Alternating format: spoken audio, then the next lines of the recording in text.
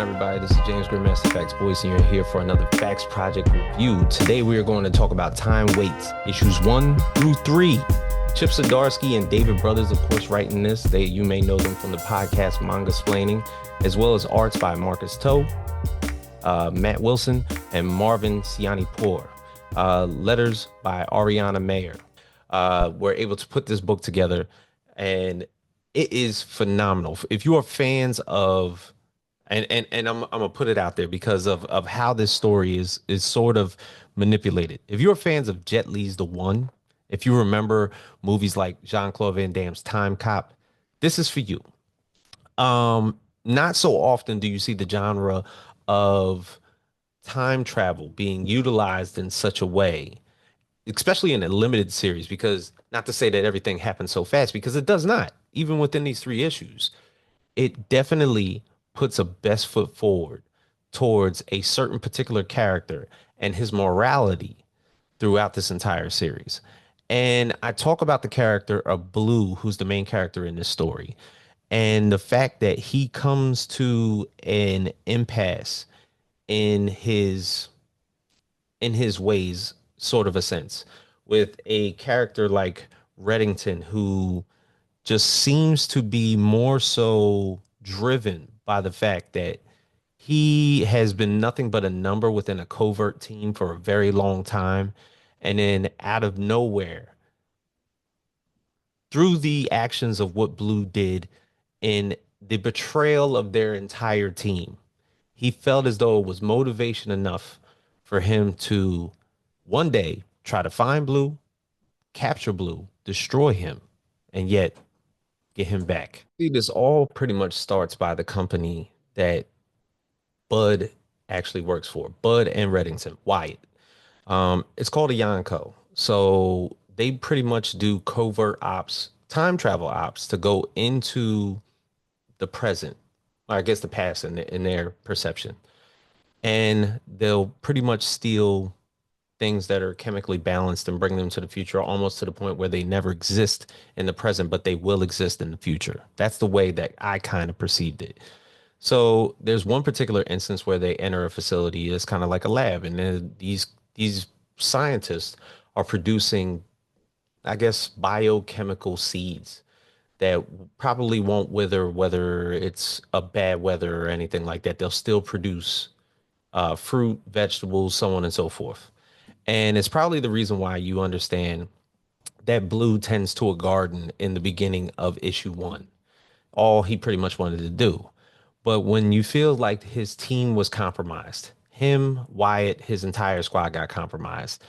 And you ultimately saw the death of a lot of innocent people, namely some of those scientists, probably because of the fact that they had private security on the premises.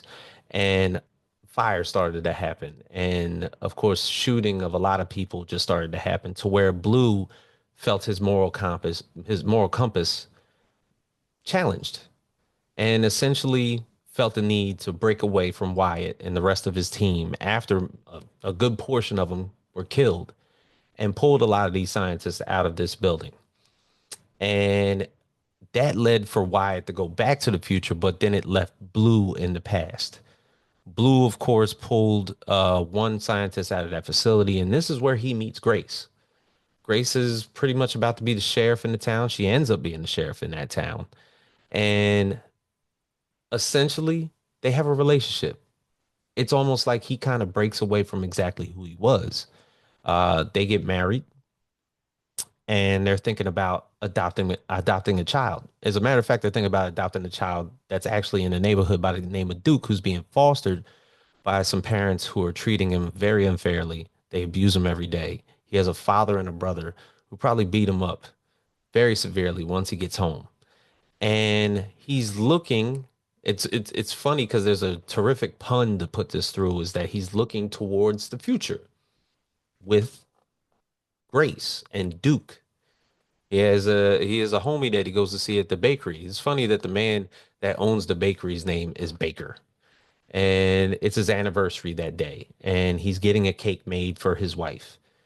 And you come to find out that Blue goes through these terrible headaches these time infused headaches that cause him to black out from time to time, almost reminiscent of of who he is, and he is almost his understanding of who he is, but not so much to the fact that he knew what was coming. And Wyatt was pretty much going to send teams after him. He didn't know when, but he kind of knew that it was going to happen. And once you get into the second issue, you come to realize that Wyatt has this enormous grudge against Blue, basically for exactly what happened that day, because it changed the trajectory of both their lives. Not only did Blue end up in the in I guess if you want to call it the present, and started to live a life that he thought he would never live. Wyatt started to ascend in the ranks and became like director and head of security over at Eonco. And this, for the most part, triggered a balance because the whole reason for Wyatt going up the ranks was that one day he would get the authority to go back and change exactly what happened between him and Blue and go after Blue. And this is where he starts sending teams after Blue. And of course, you know, Blue is was still part of that covert team that they first had from issue one. So it's not like he wasn't up for the challenge. And Grace, being a cop, uh, essentially aided that little bit of firepower. And it just so happens that Baker even had his own little arsenal at the bakery. Um, so after their first encounter in that first wave in issue one, they come to realize that they can't be home anymore. And they try to leave to basically lay low for a while. That second wave comes very quickly because it seems as though Wyatt uh, seems to be pulling the strings as far as the budget that Ianco needs in order for him to fund his agenda. So he gets this second wave in there, and he probably thinks it's a more powerful squad than he had the very first time. And this leads to him coming to understand that he's very overwhelmed by the teams that he brings there because, you know, they're not coming back in good shape. And ultimately, it leads to Wyatt going himself. And he kind of shows up in like a mech, which I thought was very interesting. Like he had his own deathlock type uh mech mech type of gear that he used to fight Blue and basically take him with him until we get to issue three because for the most part he wants him to pay for his crimes. And when we get to issue three, which is the finale, and it just got released this week, you come to find out that not only did Wyatt want to destroy Blue, he wanted to humiliate him too in the process. So he brings him back to the future so that he can be prosecuted and held into a court of his peers, per se. But when you're bringing somebody back to the future, you got to understand that you're still in the future, and people have to know firsthand that you might run into people that know you. So it come to find out in the second issue, you realize that Duke, the little boy that you saw in the first issue, is an analyst at Eon Co. And Wyatt comes to find this out and is like, wow, I have like the perfect little tool, but I'm not sure what I'm going to be dealing with.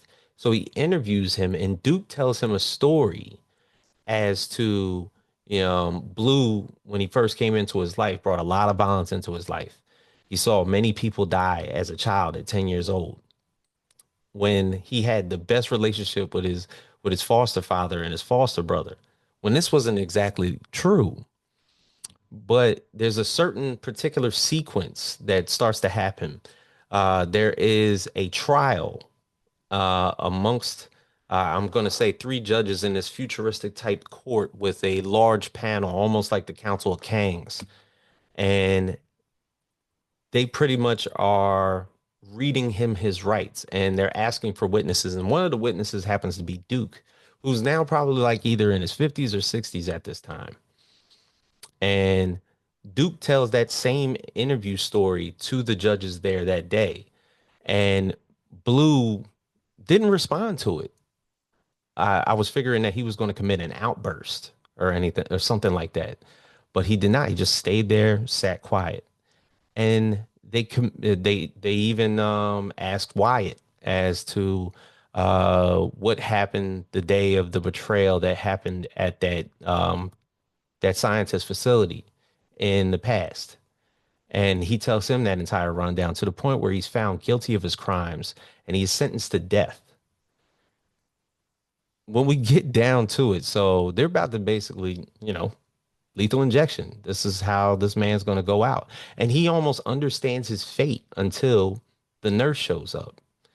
And the nurse is more so tending to him and reading him uh, what he's going to receive and how he's going to pass on from this world. But he starts to recognize the voice and then he starts to recognize the face. And it happens to be Grace. And it's a rebellion. Baker shows up.